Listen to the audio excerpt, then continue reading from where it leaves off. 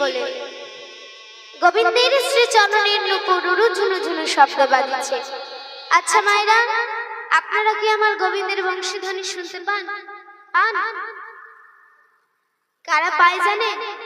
যাদের সোনা দিয়ে কান বাঁধানো আছে। তাহলে মায়েরা বলবেন, ও মা, আমাদের কানেও তো শোনা আছে, কই আমরা তো শুনতে পাই না। মাগো, এই রাত্রিপ জগতের স্বর্ণ নয়, অপ্রাকৃত জগতের স্বর্ণ দিয়ে যদি রাধা গোবিন্দের নামে কান বাঁধানো যায় তবেই গোবিন্দের বংশীধ্বনি শোনা যায়, নইলে শোনা যায় না।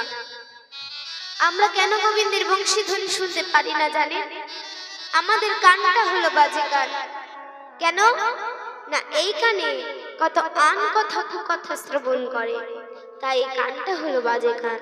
কিন্তু বাজে কানে কখনোই আমার গোবিন্দের মধুর মুরলীর ধ্বনি বাজে না। এ তো বাজে কানে বাজে